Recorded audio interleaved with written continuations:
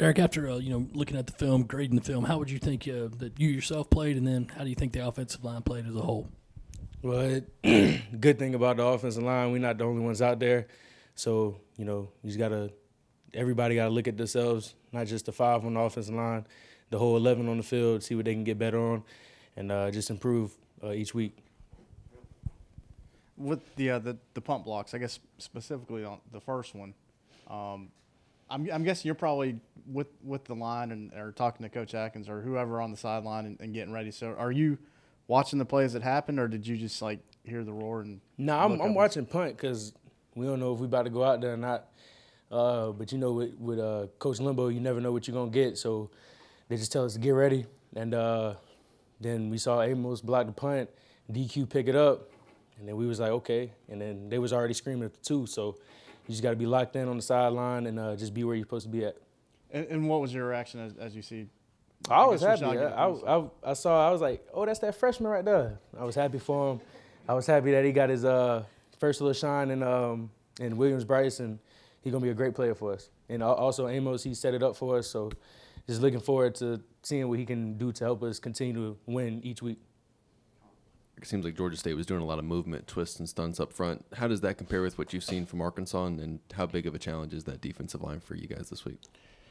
Just going out there, just watching the film, breaking it down, and just doing what fits, doing pretty much what fits us, and not doing too much. Because, like I said, at the end of the day, good thing for the offensive line is not just us five out there, So just getting in tune with the whole offense and continuing to get 1% better each and every day. Eric, it seemed like you guys had some success at the end of the half, running a lot of tempo, and Spencer said he's real comfortable in doing it. How much does that change what you guys do when you have to get to the line, snap quick? I mean, does it change a lot of your assignments, or is it just getting there and snapping? Nah, just pretty much you know exactly where you're supposed to be at when you playing and you hear the play. So you pretty much you hear the play. If they're not set up, you just go where you're supposed to go at.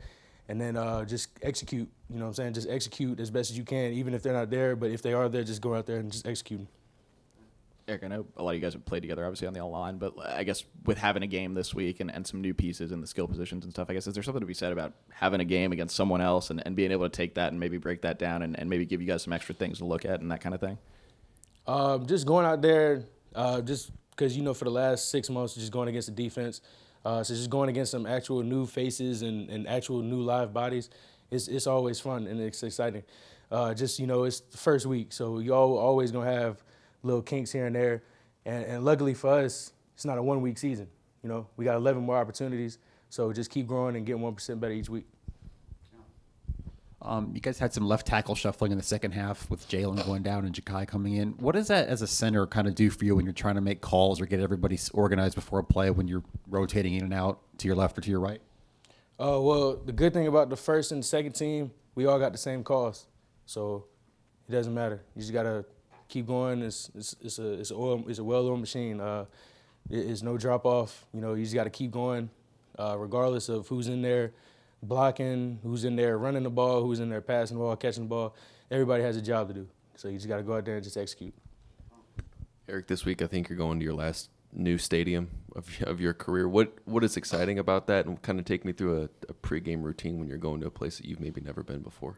Well, it's going to be pretty exciting. Just going out there, hearing the Woo Pig Suey, just watching that. I can't remember the name of it, but it was a movie, the Burroughs Trophy, watching that movie. So just seeing that on TV and then actually getting to go in there and experience it for the first time, that's going to be pretty cool. That, and that's what all of us in that locker room came in for. In the SEC, you wanted to go play in these tough environments, so it's just going to be exciting. And I guess Coach Beamer talked after the game about the biggest jump a team makes is between week 1 to week 2 after that first game. What is the next step for this offense as you get into this kind of stretch of games over the next 2 or 3 weeks? The bond we have in that locker room is not going to change. So pretty much no matter what's going on the outside, the guys on the inside, we know what's going on, and we got each other's back. So regardless of anything exterior, we always look at interior. It's always about us. I guess sort of on that topic with Marshawn tweeting what he did in defense of the O-line. I don't know if you're aware of that or saw it, but what does it mean to you when you have I ain't even got Twitter, so but if that's cool, you know what I'm saying? Like that's like I'm saying, like that's the bond that we got, you know. We love each other. So it's not like regardless, like some people might see it, some people might react to it differently. It is what it is. But at the end of the day, the bond that we got in the locker room is never gonna change. It's always interior, it's always about us at the end of the day. You guys had some struggles on offense, especially on the road last year, early in games, Tennessee, Texas A&M. Has that been talked about at all this week, and how do you kind of get off to a quicker start in these big road environments?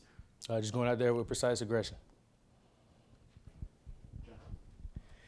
Did you know that little freshman kid's name who scored on the punt block before he scored? Yeah. Nah, I knew him because you know going against him a couple times in practice.